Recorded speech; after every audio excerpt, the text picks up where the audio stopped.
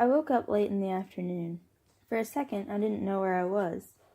You know how it is, when you wake up in a strange place and wonder where in the world you are, until memory comes rushing over you like a wave.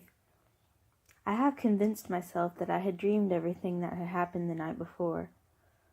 I'm really home in bed, I thought. It's late, and both Derry and Soda Pop are up. Derry's cooking breakfast, and in a minute he and Soda will come in and drag me out of the bed and wrestle me down and tickle me until I think I'll die if they don't stop. It's me and Soda's turn to do the dishes after we eat. And then we'll all go outside and play football. Johnny and Two-Bit and I will get Derry on our side, since Johnny and I are so small and Derry's the best player. It'll go like the usual weekend morning. I tried telling myself that while I lay on the cold rock floor, wrapped up in Dolly's jacket and listening to the wind rushing through the trees' dry leaves outside. Finally, I quit pretending and pushed myself up. I was stiff and sore from sleeping on that hard floor, but I had never slept so soundly. I was still groggy. I pushed off Johnny's jeans jacket, which had somehow gotten thrown across me, and blinked, scratching my head. It was awful quiet, with just the sound of rushing wind in the trees. Suddenly I realized that Johnny wasn't there. "Johnny?" I called loudly, and that old wooden church echoed me, "Ani, Ani." I looked around wildly, almost panic-stricken.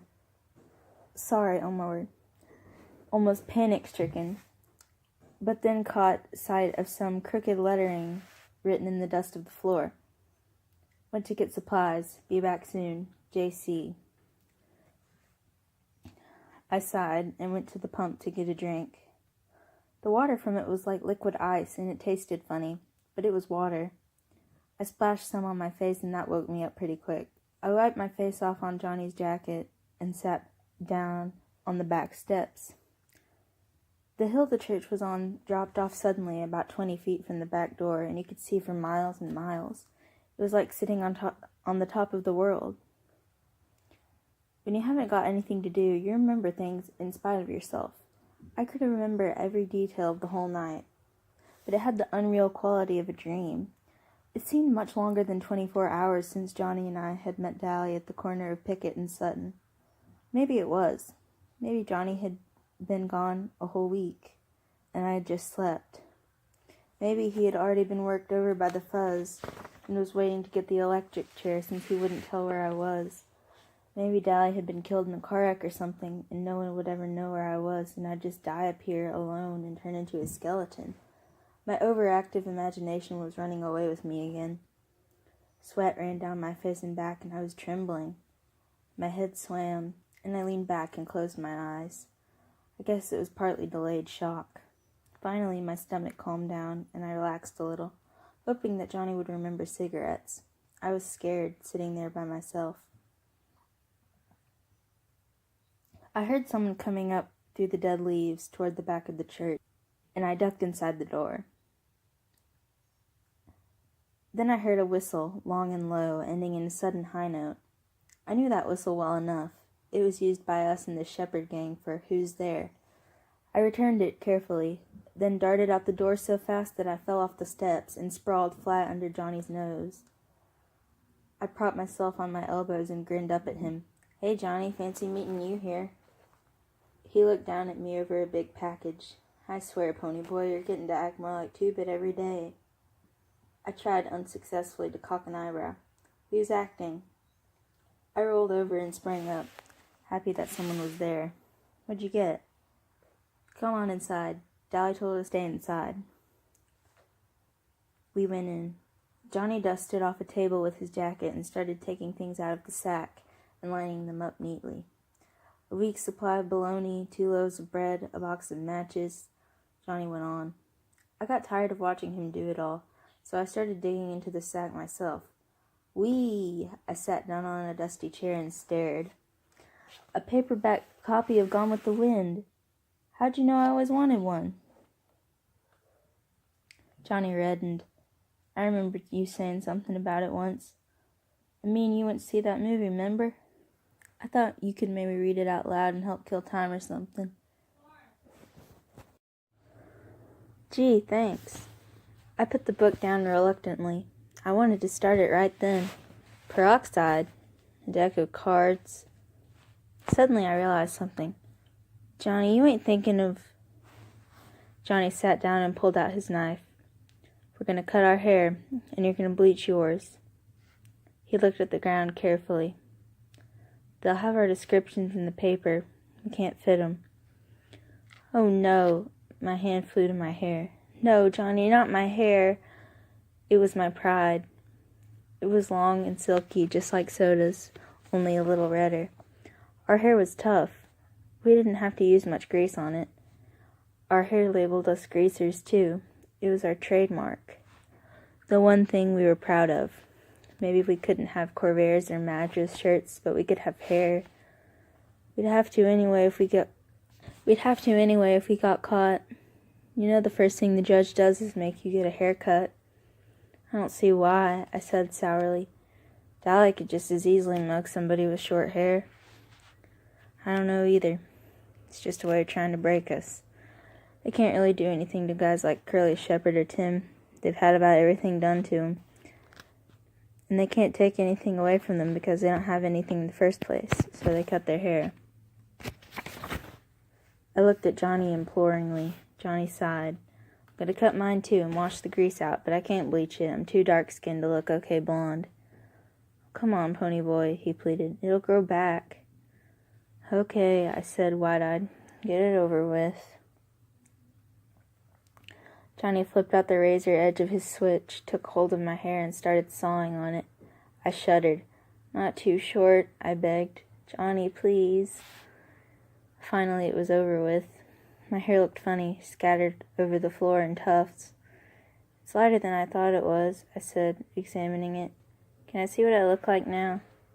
No, Johnny said slowly, staring at me. We gotta bleach it first. After I'd sat in the sun for about 15 minutes to dry the bleach, Johnny let me look in the old cracked mirror we'd found in a closet. I did a double take. My hair was even lighter than Soda Pop's. I'd never combed it to the side like that. It just didn't look me. It made me look younger and scareder, too. Boy, howdy, I thought, this really makes me look tough. I look like a blasted pansy. I was miserable. Johnny handed me the knife. He looked scared, too. Cut the front and thin out the rest. I'll comb it back after I wash it. Johnny, I said tiredly, you can't wash your hair in that freezing water in this weather. You'll get a cold. He only shrugged. Go ahead and cut it. I did the best I could.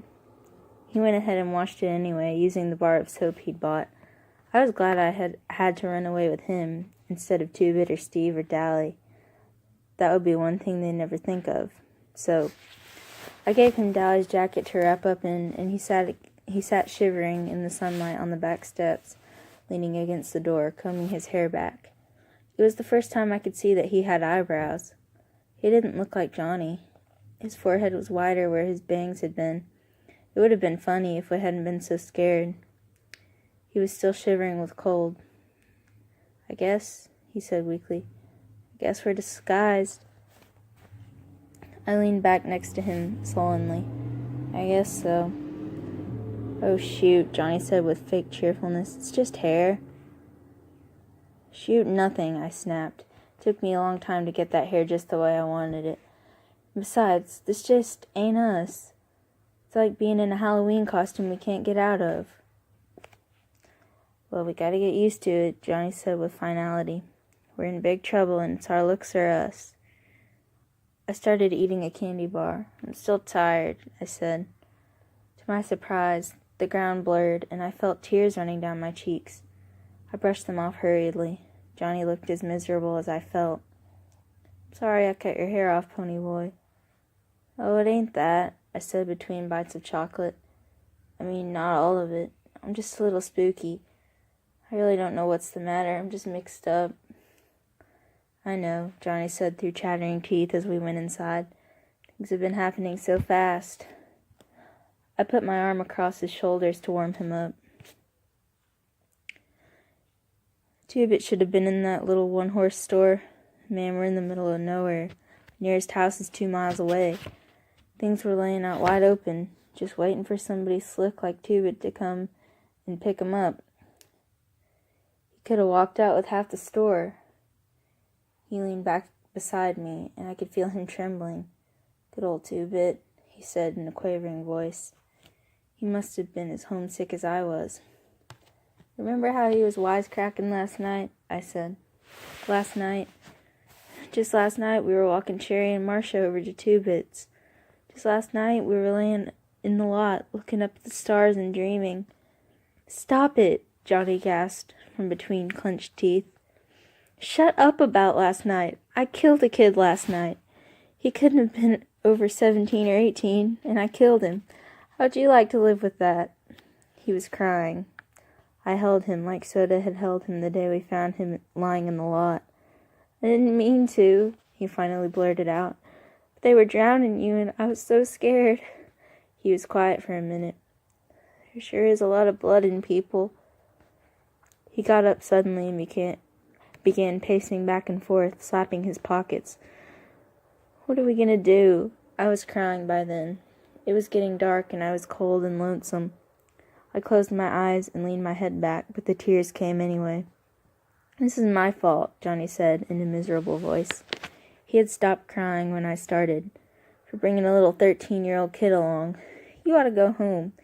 You can't get in any trouble. You didn't kill him. No, I screamed at him. I'm 14. I've been 14 for a month, and I'm in it just as much as you are. I'll stop crying in a minute. I can't help it. He slumped down beside me. I didn't mean it like that, Ponyboy. Don't cry, Pony. We'll be okay. Don't cry.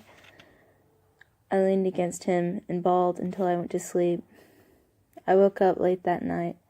Johnny was resting against the wall, and I was asleep on his shoulder. Johnny, I yawned. You awake? I was warm and sleepy. Yeah, he said quietly. We ain't gonna cry no more, are we? Nope, we're all cried out now. We're getting used to the idea. We're gonna be okay now. That's what I thought, I said drowsily. Then for the first time since Dally and I had sat down behind those girls at the nightly double, I relaxed. We could take whatever was coming now.